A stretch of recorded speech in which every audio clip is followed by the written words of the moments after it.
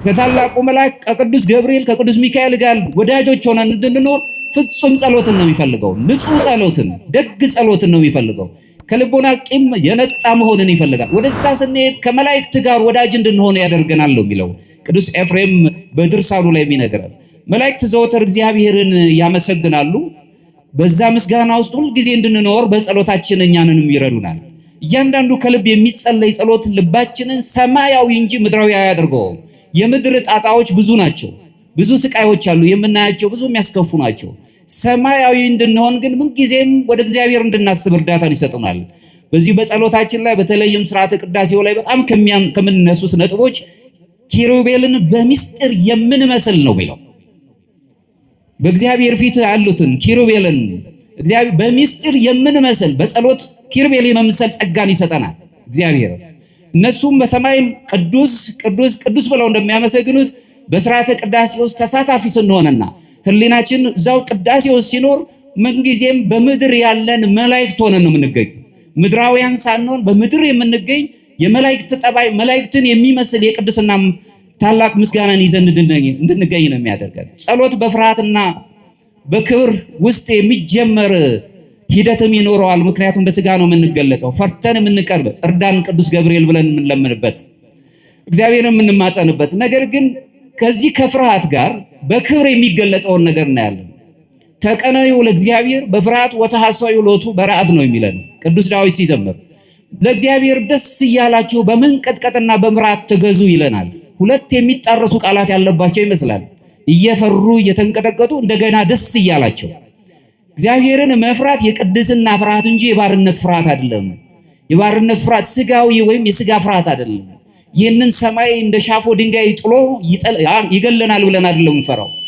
ልጅ አባቱን በሚፈራበት የፍቅር የአክብሮት ፍርሃት ውስጥ በዚህ አይነት ቋንቋ እግዚአብሔርን እንፈራዋለን። እግዚአብሔርን ሁልጊዜ ጆሮን ወደኛ ይቀክራል። ጸሩ ጻድቃን ወእግዚአብሔር ሰምዖሙ ነው የሚለው ቅዱስ ዳዊት ሲናገር፣ ጻድቃን ተጣሩ እግዚአብሔርም ሰማቸው። ጻድቃን ዝም ብሎ ነው የሚጣሩት፣ እግዚአብሔርም ይሰማቸዋል። ምክንያቱም የጻድቃን ጸሎት ምንም እንከን የለበትም። ሁልጊዜ ሲጣሩ ጩኸታቸውን ይቀበላቸዋል። እናንተም ነው እንግዲህ የቅዱሳኑን ምሳሌ ጻድቃኑን ምሳሌ አድርገን ስንጠራ መላእክት ጸሎታችንን ወደ ሰማይ ያሳርጋሉ፣ እግዚአብሔርም ይሰማናል። አገር ሰላም ትሆናለች፣ ቤት ሰላም ያገኛል፣ ትዳር መንፈሳዊ የሆኑ ነገሮች ይኖሩታል፣ ልጆች ይታነጻሉ። በዚህ አይነት ነገር ውስጥ እንድንኖር እኛ የኪሩቤል ምስጢር በሚስጥር የኪሩቤል ምስጢርን የምናገኝ የምንመስል ሆነን እንገኛለን ነው። በዚህ ውስጥ ህይወት ውስጥ እንኖራለን። ሌላው ቅዱሳን መላእክት በልባችን ውስጥ ያለውን የልብ ንጽህናችንን ይጠብቃሉ። በዚህ በኦርቶዶክሳዊ መንፈሳዊነት ትምህርት ውስጥ 3 ማዕረጋት አሉ። ምንም በመጽሐፈ መነኮሳት 10 ማዕረጋት የብቃት ማዕረጋት እንዳሉ በ10ሩን በዚህ በ3ቱ ማዕረጋት ውስጥ ጠቅልሎ ያዋል። የመጀመሪያው ንጽሐ ሥጋ ነው። ንጽሐ ሥጋ ማለት ሥጋዊ ፈቃዳችንን አራግፈን ሁልጊዜ እግዚአብሔርን የምናገኝበት የሚጀምረው በጥምቀት ነው። በእምነት እንጀምርና ተጠምቀን የሥላሴ ልጅነት ካገኘን በኋላ ወደ ፈሪሃ እግዚአብሔር እንቀርባለን። እግዚአብሔርን ወደ መፍራት ቅዱስ ወደ ሆነው ፍርሃት እንቀርባለን። ደግ ወደ ሆነው ፍርሃት እንቀርባለን። ይህን በዚህ ዓለም ላይ የሚመጡትን ፍርሃቶች ጋር አይስማማም። በመረጋጋት እግዚአብሔርን በማግኘት ስለፈጠረን ስላከበረን ልጆቹ ስለሆነን ቅዱስ የሆነ ፍርሃት እንፈራለን። ይህ ቅዱስ ፍርሃታችን ደግሞ ወደ ንስሐ ይወስደናል፣ ወደ መጸጸት ይወስደናል። ምክንያቱም እኛ በደለኛ ነን። ስንጸልይም ሁልጊዜ አቤቱ ይቅር በለን ማለት እንለምዳለን። ይህኛው ደግሞ ወዴት ይወስደናል? ራሳችንን ወደ መቆጣጠር፣ ራስን ወደ መግዛት። ቅዱስ ጳውሎስ በገላትያ ምዕራፍ 5 ላይ ገለጸልን። ራሳችንን መግዛት የምንችልበት አቅም ላይ ያደርሰናል። ይሄም መልሶ ትዕግስትን ይሰጠናል። የዋህነትን ከሰጠነ በኋላ ግን ሁላችንም በየግላችን ሁላችንም ዘንድ ያለ የሐሳብ ይሁን የድርጊት ይሁን ገደል አለብን። ያንን ገደል ግን መሻገር አለብን ወደ ሁለተኛው ማዕረግ ለመድረስ። ሁለተኛው ማዕረግ ንጽሐ ነፍስ ተብላ ትጠራለች። የነፍስ ንጽህና ማለት ነው። ስጋችን ምን ጊዜም የነፍስ ተሸካሚ ነው። ነፍስ ደግሞ ሕያዊት ናት። ወደ እግዚአብሔር የምታቀርበን ሁልጊዜ ከእግዚአብሔር ጋር ማትሞት ሕያዊት መሆኗን እንረዳለን። የሕይወት እስትንፋስ እፍ አለበት አዳምን ከጭቃ ካበጀው በኋላ እፍ አለበት ሕያው ነፍስ ሆነ ነው የሚለን። ሕያዊት ነፍስ ሕያዊት መሆኗን እንረዳለን። በነፍሳችን ግን ምን ጊዜም ሁልጊዜ የምንገልጠው እውነትን ፈልገን ማግኘት ነው። እውነት ብዙ ጊዜ በዓለም ላይ በውሸት ተሸፍና ነው የምትኖረው። ውሸት ተደራርቦ እውነት የሆነበት ዓለም ላይ ነው የምንኖረው። ስለዚህ ስለ ሰዎችን ትመለከቱ እንደሆነ ከእውነት ከመራቅ የተነሳ እኔ ብቻ እኔና ራሴ የሚል ግላዊ ስሜት እንጂ እኔነት የሚል ስሜቶች የሉ። ምንጊዜም ቁሳዊው ዓለም ላይ ስለምንኖር ይህ ቁሳዊው ዓለም እውነትን እያጠፋብን በምናባዊው ዓለም ላይ እንድንኖር ያስገድደናል። ስለዚህ ከንስሐ ነፍስ ውስጥ እንድንኖር አያደርገንም። ያንን ተሻግረነው የሄደው የእያንዳንዳችን ገደል ወይም አቢስ ተብሎ የሚጠራው ምንጊዜም ተሻግረን መሄድ አለብን ክርስቲያኖች ከንጽሐ ነፍስ ላይ ለመድረስ። ንጽሐ ልቡና የምትባለው ደግሞ ሶስተኛው ማዕረግ ናት። ንጽሐ ልቡና ላይ ስንደርስ ምንጊዜም ከእውነት ጋር የታረቀች ነፍስ አለችን። እግዚአብሔርን ወደ ማግኘት ነው የምንሄደው። እሱን ወደ መምሰል ነው። ልጅነት ስናገኝ እግዚአብሔርን የምንመስልበት የቀረን ስለሆነ እግዚአብሔርን ወደ መምሰል መሆን ሳይሆን መምሰል የምንችለው ደረጃ ላይ እንደርሳለን። ያኔ ሱታፊ አምላክ ወይም ቴዎሲስ የሚባለውን ማዕረግ ላይ እንደርሳለን። መላእክት በንጽሐ ልቦናችን ውስጥ ትልቅ ተራዳይነትን ስራ ይሰራሉ። አምላካችን ኢየሱስ ክርስቶስ ራሱ በዚህ በማቴዎስ ወንጌል ምዕራፍ 8 ላይ ሲናገር ልባቸው ንጹህ የሆነ ወይም በራሳቸው በስጋዊ ፈቃዳቸው ወጥተው ልባቸው ንጹህ ያደረጉ ልባቸው ከቂም በቀል ነፃ የሆነ ከበደል ነፃ የሆነ ከመበቀል ነፃ የሆኑት ሰዎች ብፁዓን ናቸው፣ ንዑዳን ክቡራን ናቸው ይልና እግዚአብሔርን ያዩታል ይላል። ንጽሐ ልቦና ላይ ስትደርስ እግዚአብሔርን ማየት መነጋገር እንጀምራለን ከእግዚአብሔር ጋር። በጣም የሚገርመው ነገር ቅዱስ ጎርጎርዮስ ዘኒውሲስ የቅዱስ ሙሴን ታሪክ በጻፈበት ድርሳኑ ላይ ምን ይላል? ሙሴ ወደ ሲና ተራራ ሲወጣ ሶስቱ ማዕረጋት ተስማምተውለት ነበር ነው የሚለው። ከኔ ጋር ናቸው? ሶስቱ ማዕረግ ተስማምተውለት ነበር። ሙሴ መጀመሪያ ሰዓት ላይ የእግዚአብሔር ድምፅን ሰምቶ ወደ ሲና ተራራ የቃል ኪዳኑን ታቦት ለመቀበል ሲወጣ የሲና ተራራ ጫፉ ግርጌው ላይ ሲደርስ ገና ከግርጌው አካባቢ በዛ ሰዓት ላይ ብርሃን ታየው ነው የሚለው ቅዱስ ጎርጎርዮስ ዘኒውሲስ የሚያስቀይም ብርሃን ታየው። ያቺ ብርሃን የንጽሐ ሥጋ ምሳሌ ነበረች ነው። አሁን በንጽሐ ሥጋችን ውስጥ ስንኖር ከእውነት ጋር ለመታረቅ ወደ ነፍስ ነው የምንሄደው። የነፍስ ብርሃን ውስጥ ለመሄድ ነው የምንራመደው። በዛ ሰዓት ሙሴ ይሄንን ካደረገ በኋላ ወደ ሲና ተራራ ማዕከላዊ ስፍራ ላይ የተራራው አጋማሽ ቦታ ላይ ሲደርስ ጨለማና ብርሃን የተቀላቀለባት ደመና ታየችው። በደመና ውስጥ ሆኖ እግዚአብሔርም ተነጋገረው ይላል። ለዚህም ነው ቅዱስ ጎርጎርዮስ ዘኒውሲስ ያችን ንጹህ ጸሎት በመጀመሪያው ክፍለ ዘመን የነበሩት ሐዋርያት አበው ንጹህ ጸሎት ወይም ደግሞ በሌላ ቋንቋ ፒውር ፕሬየር ተብላ የምትጠራው ብለው ይገልጿታል። ማለት ከእግዚአብሔር ጋር የምንገናኛት ልዩ ግንኙነት ምንም ቃላት ሳይወጣባት ዝም ብለን ጸጥ ብለን ልባችን ከእግዚአብሔር ጋር የሚገናኝባት። ይህንን ሲያይ በደመና የተከበበው ጨለማ ያለባት ነገር ግን የተቀላቀለ ያለበት ቦታ ላይ ሲደርስ እግዚአብሔር ተነጋገረው። ይህ የንጽሐ ነፍስ ምሳሌ ነው ብሎ አስቀመጠና ሙሴ መጨረሻው ጫፍ ላይ የሲና ተራራ ጫፍ ላይ ሲደርስ ግን በዛች ቦታ ላይ ሲደርስ ድቅድቅ ያለ ጨለማ ታየው ይላል። ይሄ አሉታዊ በሆነ ገልጽ የተገለጸ ይምሰል እንጂ አዎንታዊ የሆነ ጨለማ በራሱ ጨለማን ገርስሶ የሚወጣ ያልተፈጠረ ብርሃን የእግዚአብሔር ብርሃን አለ። በዚያ ውስጥ ሆኖ ሙሴ እግዚአብሔርን ማግኘት የቃል ኪዳኑን ታቦት ማግኘት ከመላእክት ጋር ምስጋናን ማቅረብን የፈለገበት ቦታ ላይ ሲደርስ ግን ማየት አልቻለም ነው የሚለው። እዚህም በነገረ መለኮት ትምህርት ውስጥ ራሱን የቻለ የሚገለጽበት አገላለጽ አለን። በዚሁ አይደል እኛ ኦርቶዶክሳውያን እግዚአብሔር እንደኛ የምንዳስሰው በእግዚአብሔር ሁላችንም በረከት የምንጎበኝ ብንሆንም እግዚአብሔር አይታይም ስንል የማይታይ አምላክ በሚታይ ነገሩ ይገልጽልናል፣ በልቦናችን ያድራል፣ ሁሉን ነገር ያደርጋል። በዚህ ትምህርት ውስጥ አፖፋቲክ ቴዎሎጂ ተብሎ ይገለጻል። ምናልባት ይህንን መረዳት ከቻለን ንጹህ የሆነውን ህሊናችን ወደዚህ በቀረበ ሰዓት ሙሴ ማየት አልቻለም። እንደውም ድቅድቅ ያለ ጨለማ ሆነበት ነው የሚለው። ይህ ማለት ግን እግዚአብሔር የማይታይ ወይ ደግሞ የእግዚአብሔርን ብርሃን ማየት ማይችል ስለሆነ ሙሴ የእግዚአብሔር ብርሃንና የሙሴ አይን እኩል የማየት መጠኑ የሙሴ አይኑ እግዚአብሔር የሚያየት የሚችልበት እኩል መጠን ያለው ስላልሆነ አልታየውም እንጂ እግዚአብሔር ረቂቅ በሆነ መልኩ ብርሃን ኖሮ በመላእክት ታጅቦ እየተመሰገነ በሚገለጽበት ሰዓት ላይ ለሱ የሚታየው አልነበረም። በዛ ሰዓት ላይ እግዚአብሔርን ፈልጎ ያገኘበት ቦታ ፍጹም የሆነው የነፍስ ፈቃድን አልፎ ንጽሐ ልቡና የልቡና ፈቃድናችን ሁሉ ንጹህ የሆነበት ቦታ ነው ብሎ ያስቀምጥልናል። ምናልባት ለዚህ የሚረዳን አንድ ነገር ማስቀመጥ ጥሩ ነው። በዘመኑ አሁን በዚሁ ዘመን ላይ በነገረ መለኮት በጣም ከሚታወቁ ጸሐፊያን መካከል የኦርቶዶክስ መንገድ የሚለውን መጽሐፍ የጻፈ ሜትሮፖሊታን ካልስቶስ ወር የሚባል ኦርቶዶክሳዊ አባት አለ። ይህ አባት በልጅነቴ ይላል በልጅነቴ በነበርኩ ጊዜ ሕፃን ሳለው ወደ ቤተ መቅደስ የሚገቡ ሁለት አረጋውያንን ተመለከትኩ አለ። ከሁለቱ አረጋውያን መካከል አንዱ ፈጥኖ ከቤተ መቅደስ ወጣ ጸሎቱን ጨርሶ። አንደኛው ግን እጅግ ሰዓት ወስዶ ብዙ ሰዓት ወስዶ ከጊዜ ብዛት የተነሳ ያ የሚወደው ወዳጁ ጓደኛው ባልንጀራው አረጋዊ በውጭ እየጠበቀው ሰዓት ወስዶ ረጅም ሰዓት ቆይቶ ወጣ።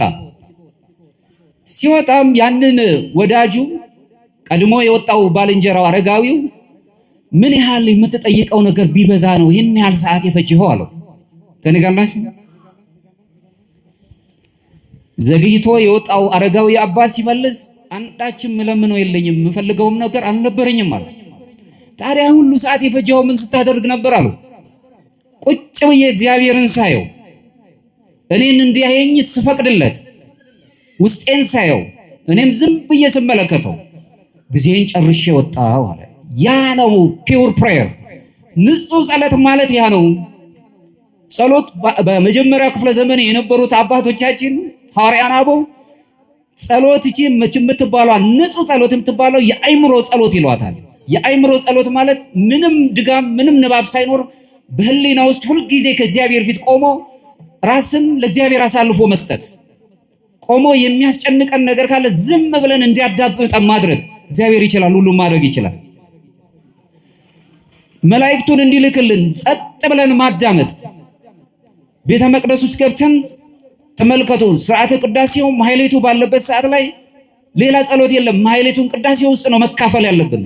ካህናቱ በቅዳሴው ውስጥ ቅዳሴውን ሲመሩልን፣ እግዚአብሔር መንፈስ ቅዱስ እኛን ሲጎበኘን ጸጥ ብለን ያንን ጸሎትን እንቀበላለን። በጸሎቱ ውስጥ እንካፈላለን። ሕዋሳቶቻችን ሁሉ በቅዳሴ ውስጥ ተካፋይ ይሆናሉ። ዕጣኑን እናሸታለን፣ ተሰጦን እንቀበላለን፣ እንወድቃለን፣ እንሰግዳለን። በአይናችን ዑደቱን እናያለን። ከመላእክት ይሄ የመላእክት ዝማሬ የሚመስለውን የመላእክት በምድር ላይ ያሉ ካህናት ሰማያዊ ካህናት ሰማያዊያን የሚመስሉት በዚያ ውስጥ ስንሳተፍ ሁሉ ጊዜ ከቅዳሴው ጋር አብረን እንሆናለን። ጸጥ ብለን እግዚአብሔር ውስጣችን እንዲያዳምጥ ቢጨንቀን በጣም በሚገርም ሁኔታ ቅዱስ ፖሊካርፕ የተባለው ታላቅ አባት ዘመኑ ደርሶ በሰማዕትነት ሊያርፍ ሲል ዘመኑ 86 ዓመት ነበር። አረጋዊ ነበር። አንተ አሉት በሮም አደባባይ ለፍርድ ቆሞ፣ አንተ ሽማግሌ አረጋዊ ነህ፣ ራስህን አድን፣ ክርስቶስን ካድና ራስህን አድን አሉት። ከዚህ ከስራት ነፃ ትወጣለህ፣ አትሞትም አሉት። ፖሊካርፕ ምን ብሎ መለሰ? 86 ዓመት ሙሉ አምላኬን አገለገልኩት፣ እርሱም አልበደለኝም። እንዴት እኔ አምላኬን እሰድበዋለሁ አለ። መካድ መስደብ ነው ለካ። ከኔ ጋር ናችሁ? እግዚአብሔርን እንዴት ክዳለሁ? እንዴት እሰድበዋለሁ?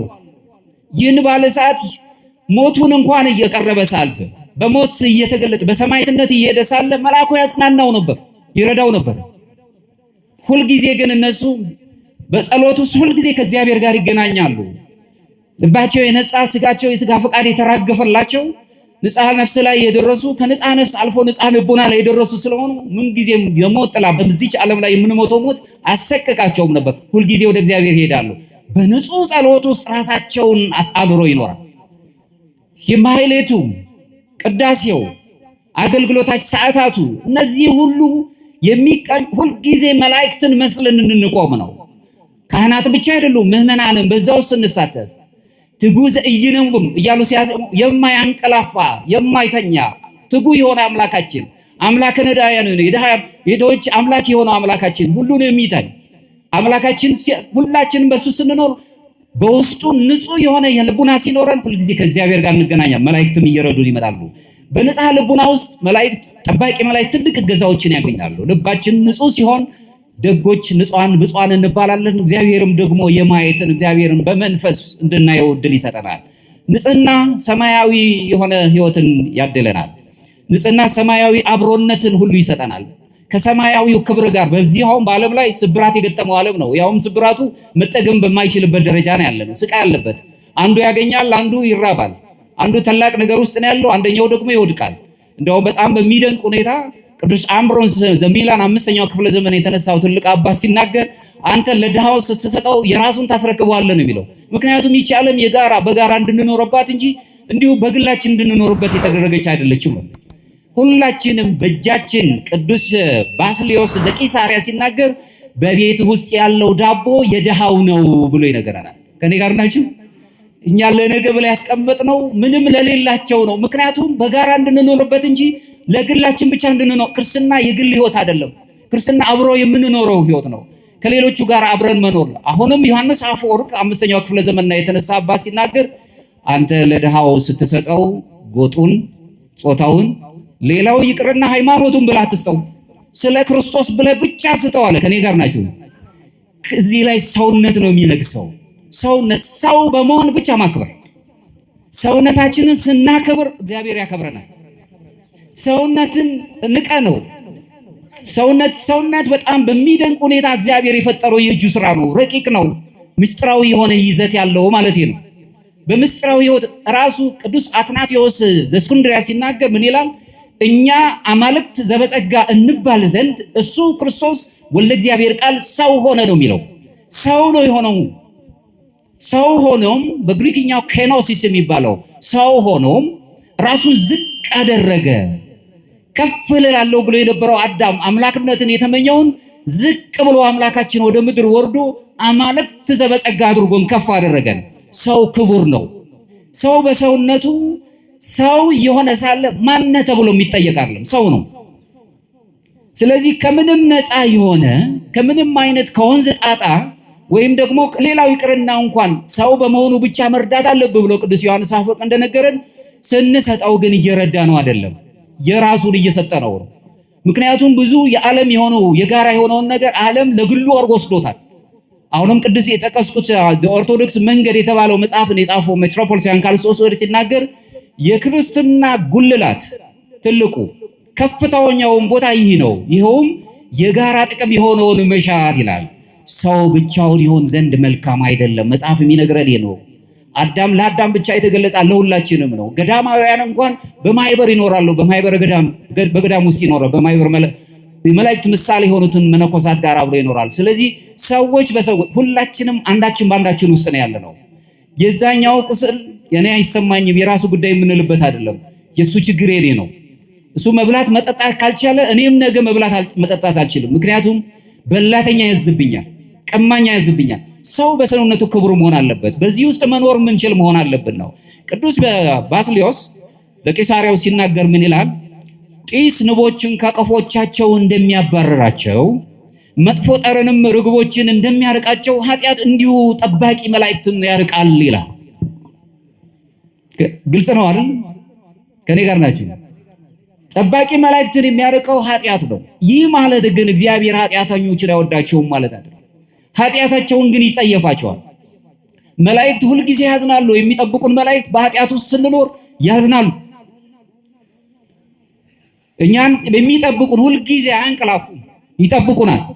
ቀን ያለው ማታ ያለው ሌሊትም ይጠብቀናል። ንብ የሚያረባ የንብ ባለሙያ የሆነው ሰው ንቦችን ከቀፎቻቸው ለማራቅ ጢስ እንደሚጠቀም ሁሉ እኛም ኃጢአት በሚስማማን ጊዜ ጠባቂዎቻችን ይርቁናል፣ ያዝናሉ። ስለዚህ ከኃጢአት እንድንርቅ በዚህ በንጽሐ ልቦና በንጽሐ ነፍስ ላይ ሳለን በልቦናው ስላለን ሁልጊዜ ወደ እግዚአብሔር እንድንቀርብ መላእክትን ማሳዘን እንደሌለብን ከዚህ መረዳት እንችላለን። ቅድስና ይበልጥ ባደገ ቁጥር እግዚአብሔርን መኖር እየተረዳን እንመጣለን። ሀልዎት እግዚአብሔርን እየተረዳን እንመጣለን። በቅድስና ውስጥ ስንኖር ሁልጊዜ ቅድስና ማለት እኔ ቅዱስ እንደሆንኩ እናንተም ቅዱሳን ሁኑ ነው የሚለው። የቅድስና ህይወት ውስጥ መኖር ስንጀምር ይህንን ደረጃ ቀስ በቀስ ምንደርስበት አባቶቻችን ደጋጎቹ ገዳማውያን ቅዱሳኑ እግዚአብሔርን እየመሰሉ ነው። ትዕቢት ከነሱ ውስጥ የለም። በትህትና ሁልጊዜ ነው የሚገለጹት። አባ እንጦንስ ገዳማዊው የገዳማውያን አባት አንድ ጊዜ ደቀ መዛሙርቱ ጠይቀውት የበጎ ነገር ሁሉ ታላቅ ነገር ምንድነው አሉት። ባጭሩ ሲመልስ ትህትና ብሎ መለሰ። የበጎ ነገር ሁሉ የመጨረሻው የመልካም የሥነ ምግባር መገለጫው ትህትና ነው።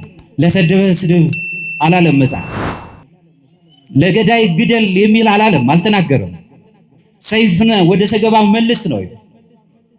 በኃጢአቱ ውስጥ ለሚኖር ሰው ያንን ኃጢአቱን እያሳጣ ኑር አላለም። ጣት እየቀሰረ አላለም። እንደዛ ከበጎ ነገር ሁሉ የበለጠ ራስን ዝቅ ማለት ነው። ለዚህም ነው ሊቃውንቱ ሲናገሩ ራስን ከራስ በላይ ያለ ወይም የበላይን ማክበር አሉ ተገቢ ነው። አቻን እኩያን ማክበር ደግሞ ትክክል ነው።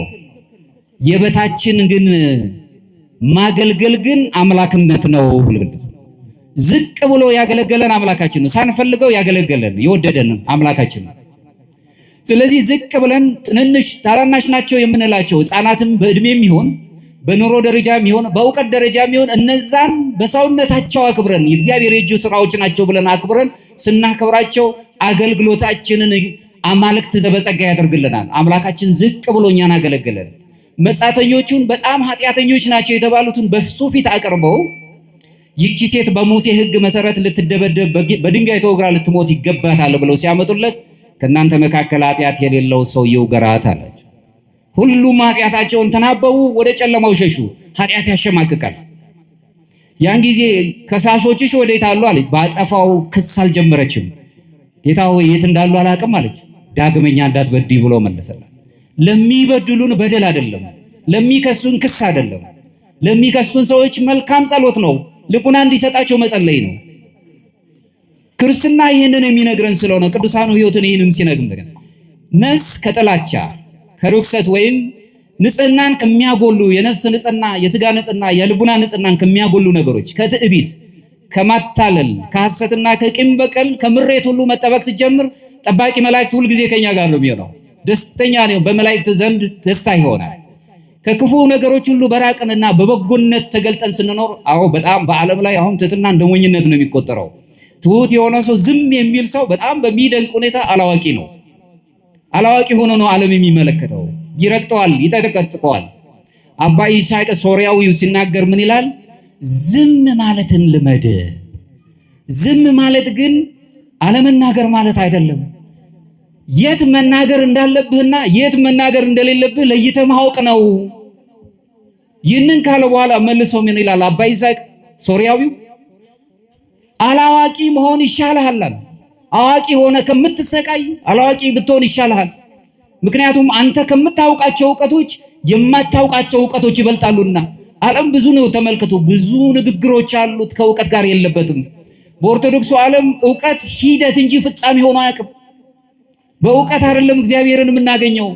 እስመ ኩሉ ዘጸዋ ስመ እግዚአብሔር ይድህን ነው የሚለው ቅዱስ ጳውሎስ በሮሜ ምዕራፍ 10 ላይ የእግዚአብሔርን ስም የሚጠራ ይድናል አለና፣ ለመጥራት ግን እንዴት ሳያምኑት ይጠሩታል አለ። ማመን ይቀድማል።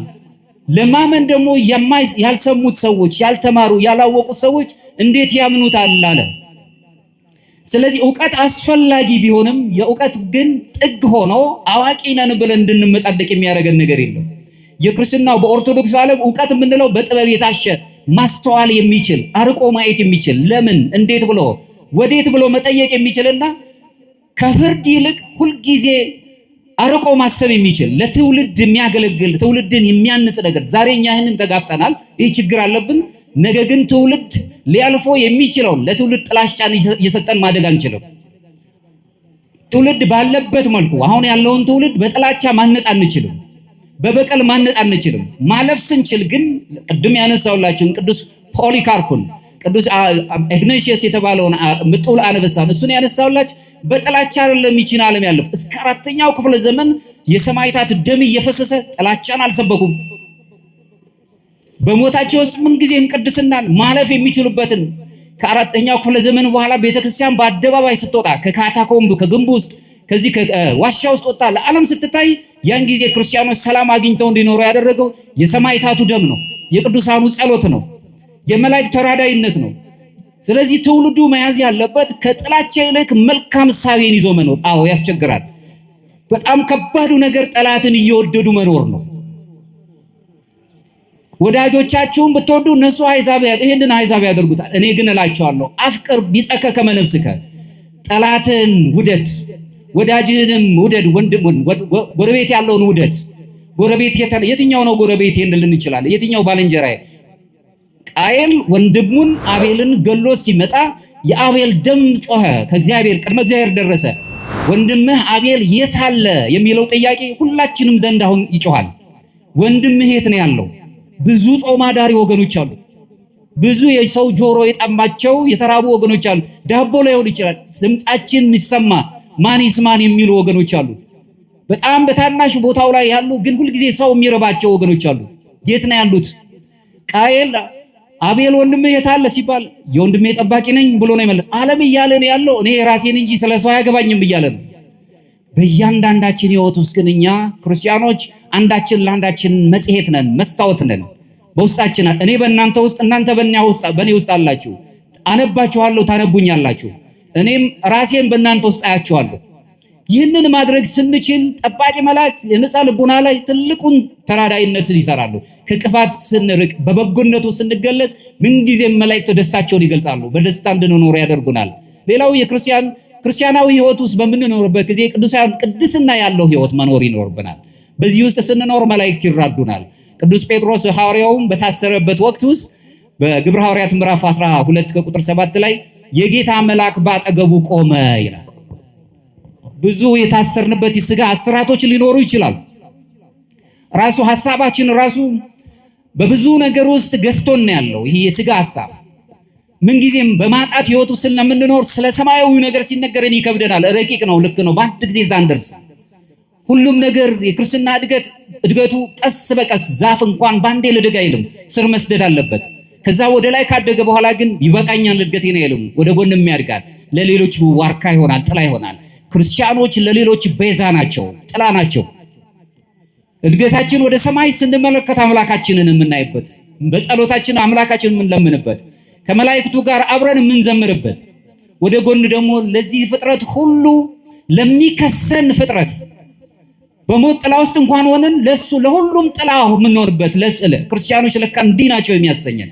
የክርስትና ሕይወት ለአናብስት ሲሰጧቸው እንደምጥሉ አንበሳ ያለው አግናጤዎስ ምጥሉ አንበሳ ሲሰጧቸው ታላላቅ ታምራትን እያሉ ያላመኑት አላውያን እንኳን ሳይቀሩ እነዚህ ክርስቲያኖች እንዴት ያለ አምላክ ቢኖራቸው ነው ብለው ወደ ክርስትና ይመለሱ ነበር። አንድ የተወሰኑ ሰማዕታት በሰማዕትነት ሲያልፉ በእልፍ የሚቆጠሩ ክርስቲያኖች ይሆኑ እንደነበረ ገድለ ታሪካቸው የሚነግረን አለ። በዚህ ውስጥ እንኖራለን፣ ቅድስና ያለው ሕይወት።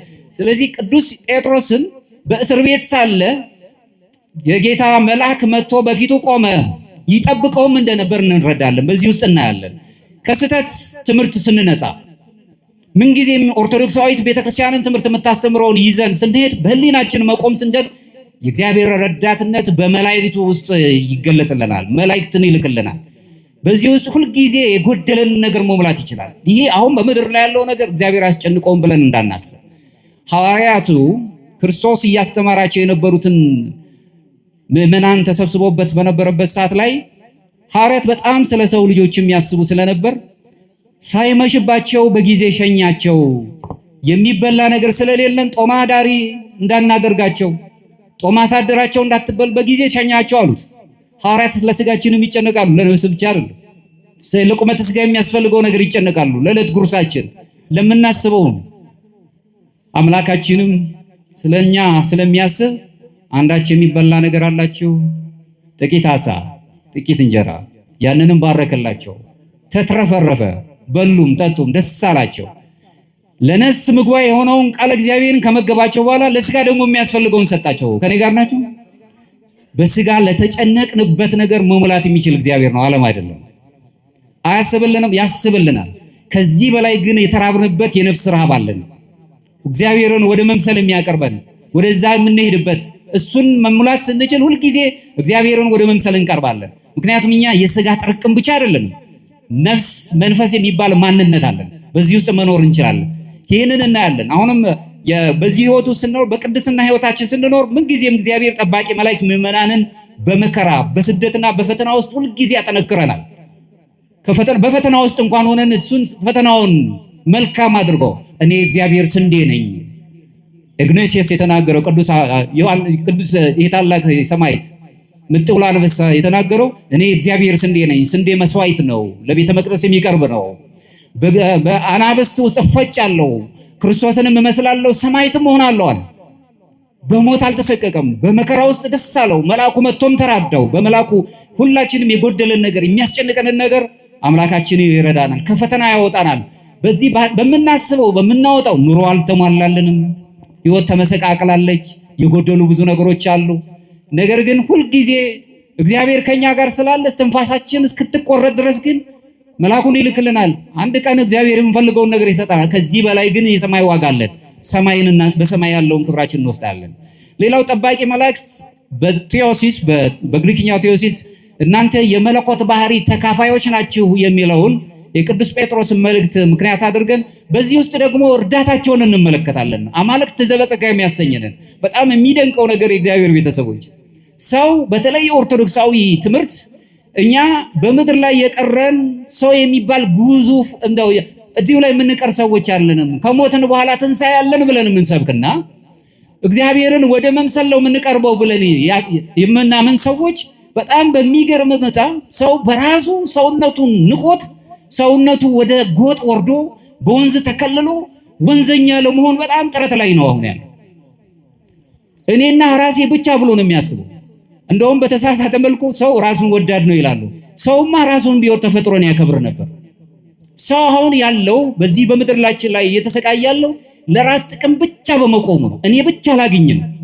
ሁሉን ነገር ለኔ ብቻ ነው። እኔ ብቻ መታየት አለብኝ ነው። እኔ ብቻ ነው ማድረግ ያለብኝ። እኔ ብቻ ነኝ አዋቂ፣ ሌላ አዋቂ የለም ነው። ይሄ ነው በደሉ። ይሄ ነው ክፉ ነገር። ራስህን በምትወድበት የመውደድ ቋንቋ ሌላውን ውደድ ነው የሚለው። ራሳችሁን ጥሉ አላልክ፣ አክብሩት። ሰዎች ራሳችንን አክብረን ዝቅ ብለን ግን አምላካችን ዝቅ ብሎ በመስቀል ላይ ሆኖ የሚሰሩትን አያውቁምና ይቅር በላቸው እንዳለ እኛም ዝቅ ብለን ለወገኖቻችን ክፉ ላደረጉብን በክፋት አይደለም መግለጽ ያለብን። ዝቅ ማለት አንድ ቀን ልቦናቸውን መቀየር የሚችል ኃይል አለ። እግዚአብሔር ይገልጽልናል። መልአኩን ልኮ ይረዳቸዋል። ለክፎች ሰዎች ክፋትን አይደለም መመኘት ያለብን፣ መጸለይ መለመን ያለብን። ይሄ ኦርቶዶክሳዊ ይዘት ነው። ቅድም ያስቀመጥኩት አትናቴዎስ ዘእስክንድርያው ሲናገር እኛ ነው የሚለው። ይሄ ነው ጥጋችን፣ ዳራችን፣ የመጨረሻችን ክርስቲያኖች እኛ አማልክት ዘበጸጋ እንባል ዘንድ በጸጋ በስጦታ ነው። በስጦታ አማልክት ዘበጸጋ እንባል ዘንድ አምላካችን ኢየሱስ ክርስቶስ ቃል ወልደ እግዚአብሔር ሰው ሆነ ነው ቢለን ሰውነታችንን አከበረልን። ክቡራን የሰው ልጆች ክቡራን ናቸው።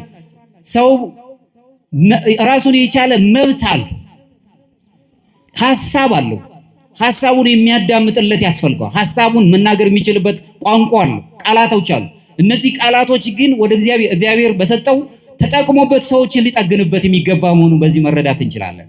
ቴዎሲስ ስንል ወይም አማልክት ዘበጸጋ የሚባለው በጸጋ አማልክት ትባላላችሁ፣ ታናናሽ አማልክት ትባላላችሁ። ደጋጎቹን እኮ ሙሴን ለምሳሌ ትመለከቱ እንደሆነ እኔ ኃይሉን እሰጣለሁ እናንተም ታናናሽ አማልክት ትባላላችሁ። ባህርን መክፈል እንኳን ስልጣን ተሰጥቷቸዋል። እኛ ብዙ ጊዜ ትመለከቱ እንደሆነ ሰዋዊው ባህሪያችን ራሱ ተናውጦብናል፣ ማይበል መጥቶታል። በብዙ የሥጋ ፈቃዳት ውስጥ ተመተዋል። በዚህ ውስጥ ሳለን እንኳን አማልክት ዘበጸጋ ወይም ሱታፊ አምላክ ያላቸው ፍጥረታት መሆናችን ከተረዳን እሱን መስለን የምንሄድበት ቅዱስ ቅዱስ ቅዱስ እያልን ከመላእክት ጋር አብረን የምንዘምርበት መሆኑን ከተረዳን ምንጊዜም ልዕልናችን ከፍ ያለ ነው። ዝቅ ብለን ስንገኝ በትህትናችን እንጂ ሰውነታችንን በክፋት ዝቅ አናድርገው።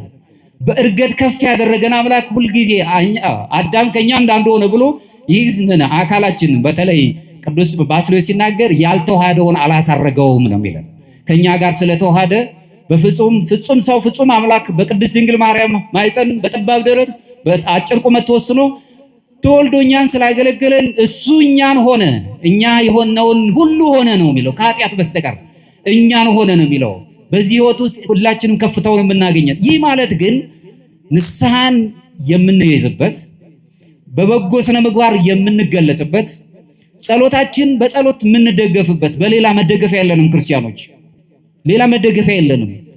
ክርስቶስ በመራን መንገድ ውስጥ በመልካም ስነ ምግባር ውስጥ የምንገለጽበትና ሁልጊዜ በቤተ ክርስቲያን ድምፅ ውስጥ የምንኖርበት ቤተ ክርስቲያን በምትነግረን ደወል ውስጥ ራሳችን ቃኝተን የምንኖርበት ሲሆን ወደ ሱታፊ አምላክ እየሄድን ነው። አሁን ቅዱሳን መላእክት በቅድስና እንድናድግ እርዳታውን ይሰጡናል። ከአምላካችን ጋር በህብረት እንድንኖር አምላካችንን መስለን በዚሁ በመልካም እያመሰገንን እንድንኖር እርዳታውን ይሰጡናል። ስለዚህ በሱታፊ አምላክ ህይወት ውስጥ ትልቅ እገዛን የሚሰጡን ስለሆነ በዚህም እንጽናናለን። ህይወታችን እሱን ስለሚመለከት ለሰማያዊ መንግስት ስንዘጋጅ ምን ጊዜም ጠባቂ መላእክት እኛን እርዳታ ይሰጣሉ። ጠባቂ መላእክት ምዕመናንን በምድራዊ ህይወት ብቻ አይደለም የሚረዱት፣ እግዚአብሔርን ፊት ስንቆም ጠበቃ ነው የሚሆኑን፣ ይረዱናል። በዚህም እንጽናናለን። ለዚህም ነው ቅዱስ ዮሐንስ አፈወርቅ ሲናገር ምን ይላል? መላእክት የጻድቃንን ነፍሳት ተቀብለው ወደ ተዘጋጀላቸው ስፍራ ይመሯቸዋል ይላል። በስጋ ብቻ አይደለም የሚረዱን፣ ባረፍን ጊዜ ነፍስ ከስጋችን ስትለይ በእግዚአብሔር ፊት ነው። አሁን ይሄ ደግነትንም የሰራነው ስራ ሁሉ በእግዚአብሔር ፊት ስለሚቆም ደግ ነገር የተናገረች አንደበት እምተናበቦ ይሄይስ አርምሞ ከመናገር ዝምታ ይሻላል። ያ ማለት ግን አለመናገር ማለት አይደለም። የት ጋር መናገር እንዳለብኝ የት ጋር አለመናገር እንዳለብኝ ለይቼ ማወቅ ነው። ለማን ነው የምናገረው? በንግግራችን ሰዎችን ልናደክም እንችላለን፣ እግዚአብሔርን ልናስከፋ እንችላለን። ሰውን መበደል ደግሞ በጣም እግዚአብሔርን መበደል ነው። ሰው ክቡር ነው። ቅዱሳኑን መላእክት በምድር ላይ ብቻ ሳይሆን ነፍሳቸው ሲለይ ከእግዚአብሔር ፊት ያቀርቧቸዋል ነው። አትናቴዎስም ቅዱስ ዮሐንስ አፈወርቅ የሚነግረን ይሄ ነው። እያንዳንዱ ቀን የዘላለም ሕይወትን በማሰብ የምንኖር ከሆነ ራሳችንን እንዲህ ብለን መጠየቅ አለብን። ጠባቂ መላእክቴን ዛሬ ጠባቂ መላእክቴ በድርጊቴ ደስተኛ ነው ወይ? ይበልጥ አምላኬን ኢየሱስ ክርስቶስን እመስላለሁ ወይ? ሰማያዊት መንግስትን ለማግኘት ተዘጋጅቻለሁ ወይ? እነዚህ ጥያቄዎች መመለስ አለባቸው የእግዚአብሔር ቤተሰቦች። ይሄ በሂደታቸው በምንኖረው ሕይወት ውስጥ የምናየው የሚጠብቁን መላእክት ደስተኛ ናቸው ወይ? በሂደቶቻችን በውላችን ሁሉ በስራችን ሁሉ አብዛኛው ስራዎቻችን፣ ንግግሮቻችን ሽንገላ ካለ ደስተኞች አይሆኑም። በሐሰት የምንኖር ለሰዳቢ ስድብን የምናገኝ ከሆነ እግዚአብሔር መላእክት ደስተኞች አይሆኑም። ክርስቶስን እንመስላለን ወይ? የሚሰሩትን አያውቁምና ይቅር በላቸው። በደል ለበደሉን ሁሉ በደልን አይደለም ይቅር በላቸው።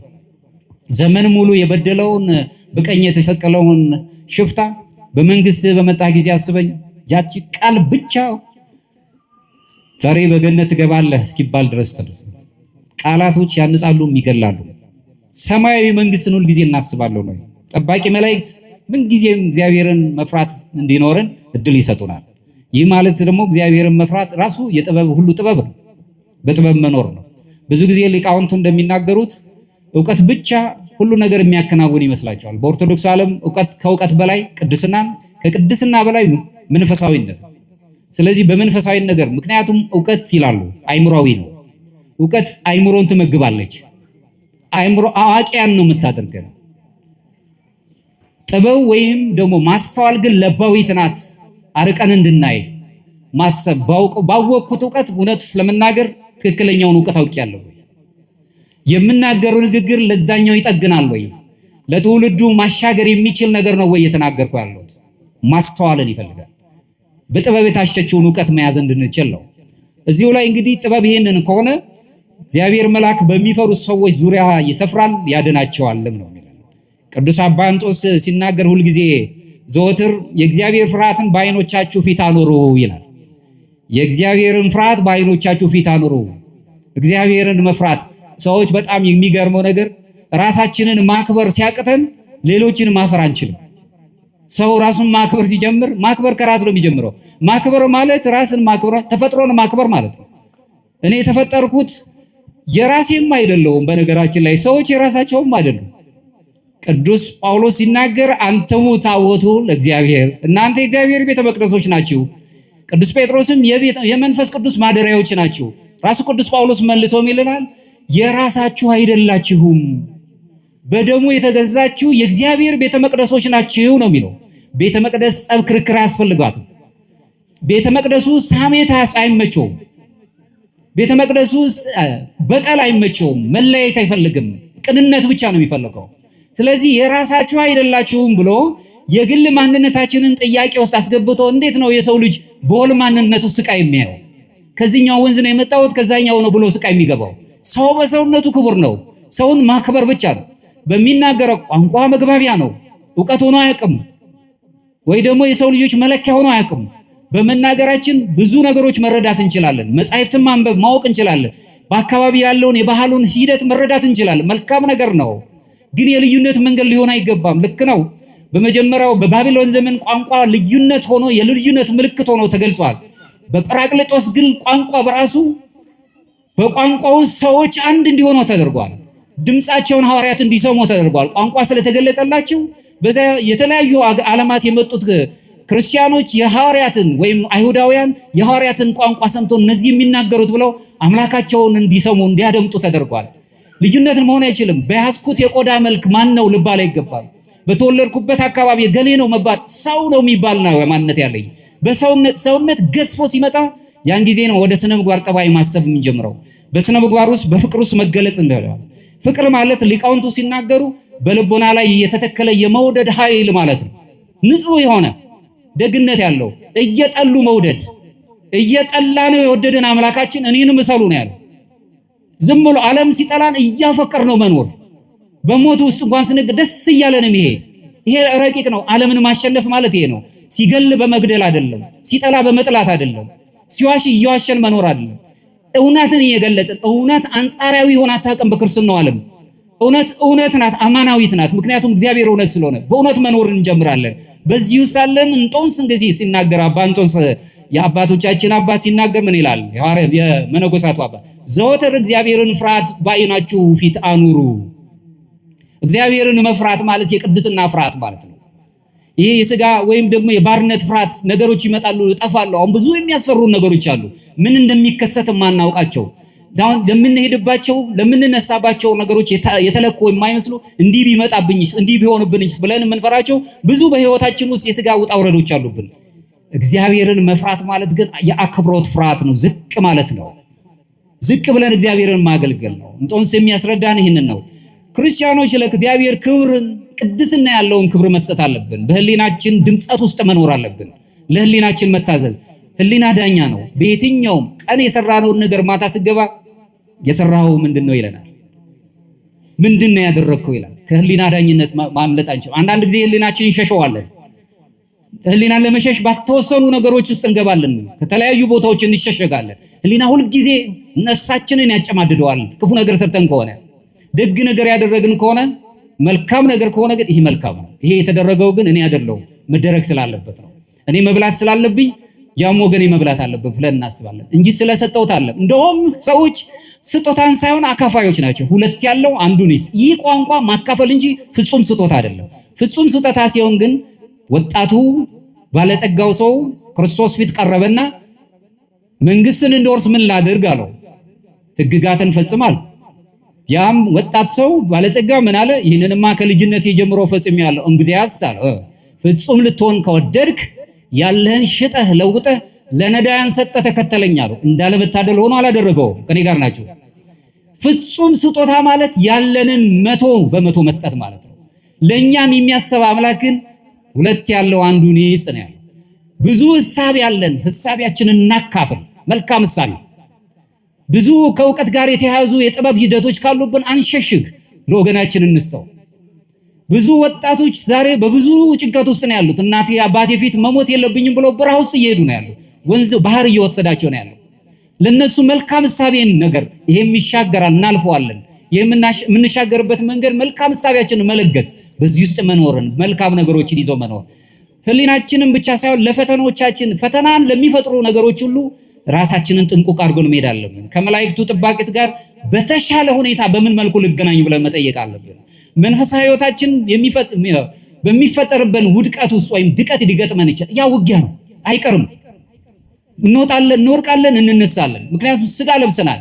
በዚህ ውስጥ የሚጋፋን ፈታኝ ሆነ የቀረበ አምላካችንን እንኳን ፈትኗል። የሚጋፋን አለ። በዚህ ጊዜ ህይወት ውስጥ እኛ ምንጊዜም ለፈተና እንዳንጋለጥ በጸሎት የምንተጋ ትሑታን መሆን አለብን። ጠባቂ መላእክት በሰዎች ንስሐ ውስጥ ትልቅ ድርሻ አላቸው።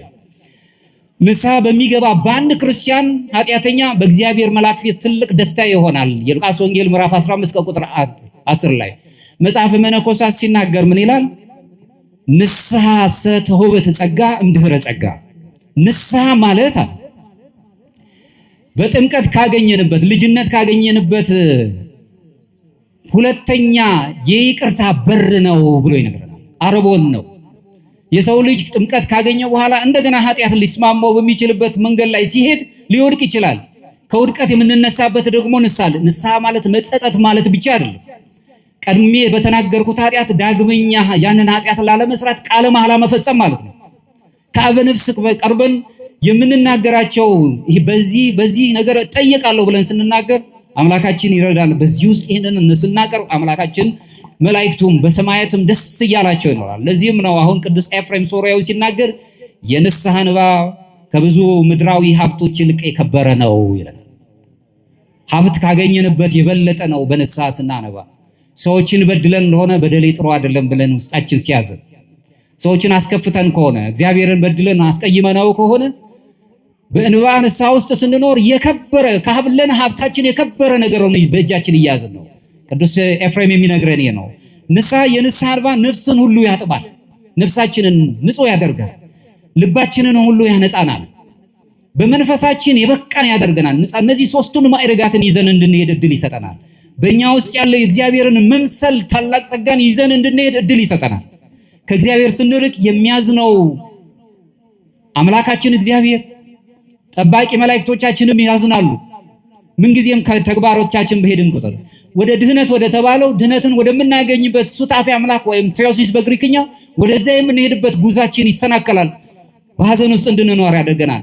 ኃጢአት ምንጊዜም ያሸማቅቃል። ኃጢአትን ተናዘን ከልብ እግዚአብሔርን በምንቀርብበት ጊዜ በምሕረት እንድንኖረው ጸጋውን እናገኛለን።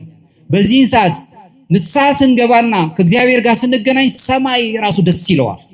ጻድቃን ደስ ይላቸዋል። ቤተክርስቲያንም ትዘምራለች።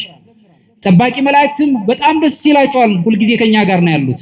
በተጨነቅንበት በጎደለን ነገር ሁሉ እንኳን እንዳንተክስ ጎሎብናል። ብዙ ነገር በስጋ ማግኘት ያለብን ነገር አላገኘንም። ነገር ግን በዚህ ጉለት ውስጥ ግን ደስ የሚያሰኝ ነገር ይሰጠናል። በጥቂት ነገር እንደሰታለን፣ ሕይወት እናገኛለን። ማንኛውም ኃጢአት ከመለኮታዊ ምሕረት ውጭ ሆኖ አያውቅም። ሁልጊዜ እግዚአብሔር ይጎበኘናል። በመለኮታዊ ቅፍ ውስጥ እንኖራለን። በቅዱሳት መጻሕፍት ውስጥ እግዚአብሔር የሰው ልጆችን ሁልጊዜ ዘወትር እንደ ሰው አይደለም፣ አይተውንም። በደል በድሏል ብላ ሁልጊዜ ናፍቀናል። በንስሐ እስክንመለስ ድረስ ይናፍቀናል፣ ያገኘናል። እሱ በንስሐ ውስጥ ስንሄድ የርኅራኄ ሰዎች እንድንሆን የርኅራኄውን ነገር ይገልጽልናል። በዚህ ሕይወት ውስጥ ጠባቂ መላእክት ኦርቶዶክሳዊ መንፈሳዊ ውጊያ ውስጥ እድል ይሰጡናል። እኛ ጋር አብረው ነው ያሉት። የምንዋጋው ዲያብሎስ ሸንገለ ትቃወሙ ዘንድ እንዲቻላችሁ የእግዚአብሔርን ጦር ሁሉ አንሱ ይልና መንፈሳዊ ጦር ወንጌሉን፣ ትሕትናውን፣ መልካም እሳቤውን ይዘን እንድንሄድ ይነግሩናል። መቃርስ የተባለው ታላቁ አባት ገዳማዊው ሲናገር ምን ይላል? እግዚአብሔርን የምትሻ ነፍስ ከክፉ ሐሳቦች ጋር ዘወትር መዋጋት ትጀምራለች ይላል። ከኔ ጋር ናችሁ? እግዚአብሔርን የምትፈቅድ ሁልጊዜ ያችን ነፍስ መንፈሳዊ ውጊያ አለባት። ከዛ እንድንወጣ ያደርገናል። አሁን የተጠመድንበት አይምሯችን የተጠመድንበትን ነገር ይዩት። ምንጊዜም በብዙ ነገር የደከምንበት ነገር ራሱ አልሞላም፣ የጎደለ ነው። ይህ እንዲሞላለን ግን መጀመሪያው ታላቁን ነገር ማሰብ፣ የነፍስ ዋጋችንን ማሰብ አለብን። ሐዋርያት በዚህ ውስጥ ነው ያሉት። ጠባቂ መላእክት ክርስቲያኖችን ሁልጊዜ ከትዕቢት እንድንርቅ፣ ይሄ ራስን ከእግዚአብሔር በላይ ከፍ አድርጎ ዲያብሎስ የወደቀበት የሰው ልጆች ከክብር ዝቅ ያሉበት እኛም አማልክት ዘበጸጋ የሚባለውን ዋጋ ከማግኘታችን በፊት የሰው ልጅ በጸጋው እያመሰገነ በገነት ይኖር ነበር። ነገር ግን አምላክነትን ተመኘ፣ ዝቅ አለ፣ ወረደ። አምላካችን የሰው ልጅን ሲመለከተው በምድር ላይ ሲቅበዘበዝ ሳይ አዘነለትና ራሱ ስጋችንን ለብሶ ከኃጢአት በቀር እኛን መስሎ ወደ ልዕልናው ከፍ አደረገን፣ አሳረገን። ያንን የእርገት ሕይወትን ነው የምንመለከተው። ቁጣን ማራቅ አለብን። ሰላምና ፍቅርን ሁልጊዜ ከኛ ጋር መያዝ። ሱራፊም የተባለ የቤተክርስቲያን ጸሐፊ ሲናገር ምን ይላል? አንተ ከራስህ ጋር ታረቅ፣ ከራስህ ጋርም ሰላም አድርግ። አንተ ከራስህ ጋር ስትታረቅ በዙሪያ ያሉ በሺህ የሚቆጠሩ ነፍሳት ሰላምን ይጀምራሉ። ከራስህ ጋር ስትታረቅ ሰማይና ምድርም ካንተ ጋር ይታረቃሉ ይላል። ግላዊ ግለሰባዊ የሆኑ ቁጣዎች፣ ሰላም ማጣት አገርን ይረብሻሉ። ሰላምን መያዝ ነው። ከፍቶታት ወይም ከስጋ ፈቃዳት የራቀን መሆን አለብን። የሰው ልጅ ክብሩ ታላቅ ከመሆኑ የተነሳ ዝቅ ማለት ዝቅ የሚያደርገን በስጋ እንድንገለጽ የሚያደርገን የስጋ ፈቃዳችን ነው። መብላት መጠጣት ወይም ደግሞ ይህንን ዓለም መስሎ መኖር በራሱ ዝቅ እያደረገን፣ ከዚህ ዓለም ሐሳብ የወጣን ቁጥር ግን ወደ ተስፋው እንቀርባለን። ተስፋን በቆረጠን ጊዜ እምነታችን ይደክማል። የመንፈስ ቅዱስ መንፈሳችን እንዲሁ ስንፍና በተስማማው ሰዓት በቅድስና ውስጥ ማደግን እናቆማለን። በቃ መልአኩም ከዚህ ውስጥ አሁን ባለው ሁኔታዎች መላእክት እኛን ለመረዳት በዚህ ሕይወት ውስጥ ሳለን አሁን በደንብ መረዳት ያለብን ይሄን ነው። ትዕቢት እኛ ለክርስቲያኖች ገንዘባችን አይደለም። ቁጣ መልካም ነገር አይደለም። በመቆጣት ምንም ነገር ማንጻት አንችልም። ቅናት የሚባል ክፉ ነገር ከኛ ውስጥ ሊገኝ አይችልም። ምክንያቱም ግንኙነታችንን ይረብሹታል። የሚቀና ሰው እኛ ለመልካም ነገር ነው ቀናተኞች መሆን ያለብን እግዚአብሔር መንግስቱን ለመውረስ። ተስፋ በመቁረጥ ህይወት ውስጥ ደግሞ ህይወታችን ለሰከንድ ጸንታ አትኖርም። በመንፈሳችን ደግሞ ስንፍና ውስጥ ባለን ጊዜ ሁል ጊዜ ጠባቂ መላእክት ያዝናል። እግዚአብሔር ራሱ ሊራዳድ የሚችል ነገሮች ሁሉ ይደክማል በእውነቱን ለመናገር። ነገር ግን እኛ ከፈተና ስንርቅ እግዚአብሔር ራሳችንን እንድናጽናጽ እድል ይሰጠናል። ስለዚህ በጸሎት መትጋት፣ ጸሎት ብቻውን ሳይሆን ፍትወታትን የሚያደርቀውን ደግሞ ጾምን መያዝን አሁን ያዝናውን በቅዱሳት መጻሕፍት ደግሞ ንባብና ትርጉም ሁልጊዜ ታንጸን መኖርን መልመድ ነው። ይህንን ካልኩኝ መጨረሻዎች ላይ የመንፈሳዊ መሰላል በተባለው መጽሐፉ ላይ የጻፈው ቅዱስ ዮሐንስ ዘሰዋስው ወይም በዛ ዘመን ላይ የነበረው ሲናገር ምንድነው የሚለው? ድሃውም ሞተ። ይህንን የሉቃስ ወንጌልን በተረጎመ ትርጉሙ ላይ ነው። ድሃውም ሞተ፣ መላእክትም ወደ አብርሃም እቅፍ ወሰዱት እንዳለ በሞታችን ህይወት ውስጥ እንኳን ነው መላእክት ይራዱናል በማለት ይነግረናል። ይህንን በማጠንከር የደማስቆ ዮሐንስ የተባለውም ሲጽፍ ምን ይላል? የጻድቃን ነፍሳት ወደ መለኮታዊ ዕረፍት ይገባሉ፣ መላእክትም ይደሰታሉ እያለ ነው የሚናገረው። ደጋጎች ሲሆኑ ቅዱሳኖች ወደ ዕረፍታቸው ሲሄዱ መላእክት ደስ ይላቸዋል። በመለኮታዊ ዕረፍት ውስጥ የሚያውል አሁን ዕረፍት ታጣለች ነፍሳችን፣ ስጋችን ዕረፍት የለውም። በዚህ ዕረፍት ባጣው ዓለም ውስጥ ስንኖር ደስታ የሆነው ነገር እንዲሰጠን ቅዱስ ዮሐንስ ዘደማስቆ በተነገረን አንቀጽ ውስጥ የጻድቃን ነፍሳት ወደ መለኮታዊ ዕረፍት እንደሚሄዱት ነፍሳችን ወደ እግዚአብሔር በምድር ላይ ያለ ነፍሳችን መንፈሳችን ረግታ እንድትኖር ከፈቀድን ከዚህ ዓለም ጣጣዎች ውስጥ መውጣት አለብን ማለት ነው። እንደማጠቃለያ መላእክት የምንኖርበትን ይህንን ዓለም በመልካም ሐሳብ ውስጥ የምንይዘው ከሆነና ከቂም በቀል ርቀን በትህትና የምንገለጽ ከትዕቢት የራቀን ትዝርት የሚባል ነገር የራቀን ከሆነ ሁልጊዜ እየተራዱን ይኖራሉ። ጠባቂ መላእክት በአገልግሎታቸው አማካኝነት ከአደጋ ከፈተና ሁልጊዜ ይጠብቁናል። ብዙ አደጋዎች አሉብን፣ ፈተናዎች ይኖሩናል። ድካም አለብን፣ ስጋዊ ድካም፣ ተስፋ መቁረጥም ከነዚህ ቀቢጸ ተስፋ ውስጥ ነፃ እንድንወጣ ይረዱናል። በጸሎታችን ውስጥ እንኳን ድካም ሲሰማን በጸሎታችን እንበረታ ያደርጉናል። አሁን ሁልጊዜ ወደምንጸጸትበት መልካም ሐሳብ ለመምራትም እድሉን ይሰጡናል። ንጽህናን፣ ትህትናን፣ መታዘዝን ደግሞ ገንዘብ እንድናደርግ ይሰጡናል። መታዘዝ በጣም በሚደንቅ ሁኔታ እኔን የምትወዱ ከሆነ ትእዛዜን ፈጽሙ ነው ያለው አምላካችን። የምትወዱኝ ከሆነ ትእዛዜን ፈጽሙ። ትእዛዙ ምንድነው ብለን ስናስብ እርስ በርሳቸው መዋደድ። የመዋደድ ደግሞ ጥጉ ወይም የበላይ የምንለው ዳራው ምንድነው ብለን ስናስብ የራሱን ሕይወት አሳልፎ ከመስጠት የበለጠ ምን ፍቅር አለ ይለናል። አንዳችን ለአንዳችን እኔ ግማሽ እንጀራ አለችኝ እንደው እኔ ብቻ በልቻት ከመኖር እስቲ ላካፍል ጎረቤቴ። ዛሬ እሱ ጠፍቷል። በአብዛኛው በእኔነት ወይም ቁሳዊው ዓለም ላይ ስለኖር እኔ ብቻ ላገኝ የሚል ያለን ከዚህ ህይወት ውስጥ መውጣት አለብን። ወደ ድህነት የሚመራውን ጠባቡን መንገድ ማወቅ አለብን። ጠባቡ መንገድ ብዙ ፈተና አለው። በስጋችን እንፈተናለን። በደመና የሚያህሉ በዚያ ምስክሮች አሉት የተባለን መላእክት ይጠብቁናል። በመላእክት ተራዳይነት ውስጥ መኖር አለብን። አሁን በራዕየ ዮሐንስ ላይ ከሚገልጽልን ራዕየ ዮሐንስ ምዕራፍ 4 ከቁጥር 8 ላይ ቅዱስ ቅዱስ ቅዱስ የነበረውና ያለው የሚመጣው ሁሉንም የሚገዛ ጌታ አምላክ እያሉ እንዳመሰገኑት እኛ ሰማያውያን የሆነ ሐሳብ ሲኖረን ምን ጊዜም ቅድስናን ደግነትን እየተናገርን እንድንኖር እግዚአብሔርን እያመሰገንን እንድንኖር እድል ይሰጡናል። ቤተክርስቲያን በእውነት ምድር ላይ ያለች ሰማያዊ ነጸብራቅ ናት። ነውም ሆታ ለሰማይ ነው የምትባለው። ሆታ ለሰማይ የሰማይ ደጅ የምትባለው ቤተክርስቲያን ናት። ያዕቆብ ሎዛ በሚባል ስፍራ ላይ ተኝቶ መላእክት በመሰላይ ሲወጡ ሲወርዱ ያየባት ቦታ ዛቲ ይእቲ ሆታ ለሰማይ ነው ያላት። ይቺ የሰማይ ደጅ ናት ነው። ደጇን ሰማይን የምናይባት ካህናቱን ምድራዊ መላእክት አድርገን ምስጋናውን የምንቀበልባት ታላቅ ቤት ናት። በዚህ የተሰበሰበን ሁላችንም ሐሳቢያችን እንደ ኦርቶዶክሳዊ ሐሳቢ መቀኘት አለበት። በኦርቶዶክሳዊ ሐሳቢ ውስጥ በግሪክኛ ፍሮኔማ የሚባል አለ። ኦርቶዶክሳዊ ሐሳቢ ተነጥቆ ስለወጣ ነው አሁን ብዙ ጊዜ በዓለም ጣጣ ውስጥ ያለን ተሳዳቢ ጽርፈት ያለበት ማህበረሰብ ውስጥ ነው ያለነው። ምንም ነገር አክብሮት የሌለበት አንደበት ነው የምንሰማው። ምንም ነገር ሰው በሰውነቱ የገነነ የተጠበቀበት ዓለም ላይ አይደለም ነው። ሰው ነው በቃ ምንም ነገር ይሁን ሰው ነው። ያጠፋው ጥፋት እንኳን ካለ ጥፋተኛ በምን አጠፋ እንኳን አንልም። ጥፋተኛ ሲሰርቅ ያገኘው ካለ ሌባ ነው። ምክንያቱ ምንድነው ያለ? ሊቃውንት ምን ይላሉ? ድርጊትን ሳታውቅ ምክንያትን ሳታውቅ ድርጊትን አትኮንን ይላሉ። የእጅ አመል ኖሮበት ነው ወይስ ደግሞ ርቦት ነው? ምንም አናውቅም። በምን ምክንያት ጠርቶ እንኳን ለማነጽ የማይቻልበት ዘመን ጽርፈት የበዛበት ዓለም ላይ ቤተክርስቲያንን የሚያዋርድ የቤተክርስቲያን ክብር ያላቸውን አባቶቻችንን እንኳን የሚያዋርድ ከከፍታው ቦታ ላይ መውጣት ስንጀምር ከአንደበትህ ክፉ ነገሮችን መጠበቅ የለብን። መልካም ነገሮችን ብቻ ማሰብ ነው ያለብን። በዚህ ህይወት ውስጥ መኖርን መልመድ አለብን። አሁንም በእግዚአብሔር አምላካችን ሁልጊዜ መላእክት እየጠበቁን እንዲሆን ነው። አንደ ሲም እግዚኦ አቃቤ ለአፉዬ ለአንደበታችን ጠባቂ ንዘዝለት። ለአንደበቴ ጠባቂ ንዘዝን ቅዱስ ዳዊት ነው የተናገረው። ጠባቂ መላእክትን ይዘዝ። ምክንያቱም አንደበት እሳት ናት። ያዕቆብ በመልእክቱ ላይ ሲናገር አንዲትን ቃላቶች ብዙ ቤተሰብን ህይወት ያፈርሳል፣ ትዳር ያፈርሳል፣ አገር ያመሰቅላል፣ ሰላም ያሳጣል።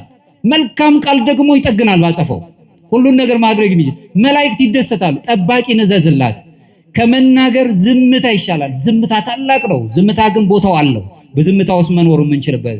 ስለዚህ እግዚአብሔር አምላካችን ኦርቶዶክሳዊ መንፈሳዊ ህይወታችንን ጠብቆልን የመላእክቱን ተራዳይነት ወደኛ እንዲያቀርብልን የምንፈልገውን ነገር በፈቃዱ የምንፈልገውንና የሚያስፈልገንን ነገር እንዲፈጽምልን የደከምንበትን ነገር ካለ እንዲያበረታልን በልቦናችን የምንፈልጋቸው ኃጢአት የሚስማሙትን ነገሮች ሁሉ አውጥቶ በነፍስ ፈቃድ ውስጥ እንዲቃኘን በቅዱስ አምላካችን እንዲራዳን አምላካችን ከኛ ጋር እንዲሆን ቅዱስ ፈቃዱ ይሆንልን።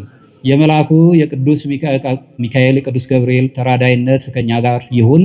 አገራችን ሰላምን ይስጥልን። ላዘኑት እንደው ለተጨነቁት ሁሉ መጽናናትን ያድንልን። ሕፃናቱን ሙት ልጆችና እናት አባት ላጡት ሰዎች ሁሉ አምላካችን እሱ ተራዳይ ይሁንልን። መልአኩ ከኛ ጋር ይሁንልን። ሐሳባችን ይፈጽምልን። መንፈሳዊ ሕይወታችንን ይጠብቅልን። ይቆየን።